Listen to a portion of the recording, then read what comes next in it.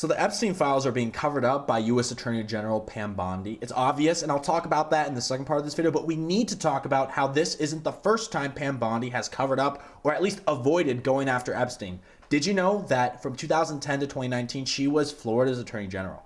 She took over after the last guy, Alexander Acosta, had signed the 2008 plea deal with Epstein, which granted him federal immunity from prosecution in exchange for just 13 months in county jail. It was a very lenient deal. It's been highly publicized as something that's corrupt. It's insane that this even happened. And because of that, Pam Bondi, when she took over, she had the opportunity to open up parallel cases against Epstein as there were public pressure and reports that he had continued as activity, and she declined to do so, even though that she had the public support, the authority, and opportunity to go after him. I'll say it again.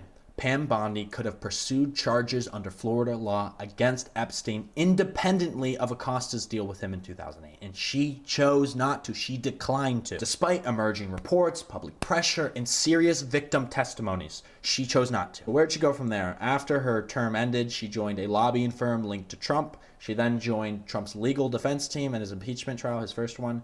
Then she joins the America First Policy Institute, also, I don't have to say it, linked to Trump.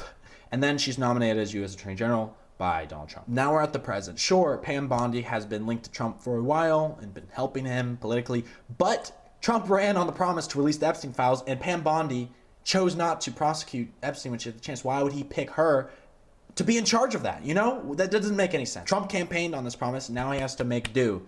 And it takes until February 2025 for Pam Bondi to do a file release. Remember the photos of the MAGA influencers holding those books, the binders full of files that had already been released? This was a cover-up, attempting to appease Americans who thankfully cared enough or are smart enough to know that this was nothing. This was nothing. This was to get us off their back. And I think everyone can agree that we want to see those files. We want to see everyone's names. We want to know which leaders, which rich and powerful people who are making money off of us, getting rich and powerful off of us, have been involved in a secret pedo ring, right? That very least we could ask, right? To this backlash, Pam Bondi makes the claim that the Department of Justice is reviewing tens of thousands of videos of Epstein with minors, which I don't even know if that's true. And then she goes on TV and says that she has the client list sitting on her desk.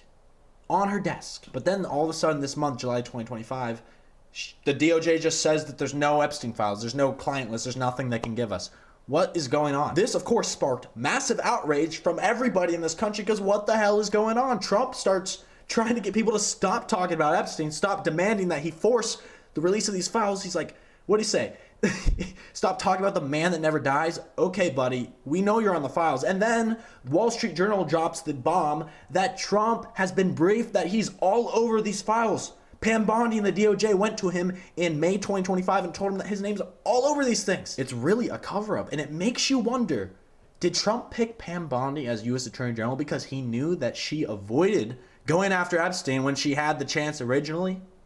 That's what I think. What confuses me about this, though, is that why would Trump promise to release the files?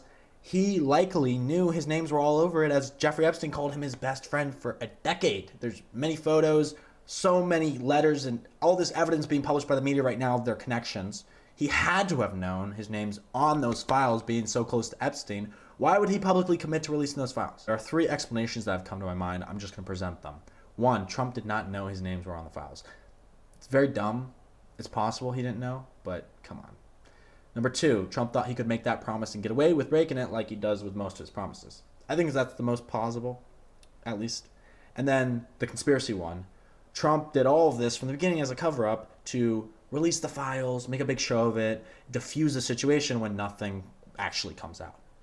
But I guess he didn't expect that people care this much about this. I mean, obviously we do. This is a very important issue. I mean, our country's most powerful people were involved in a secret pedophile ring.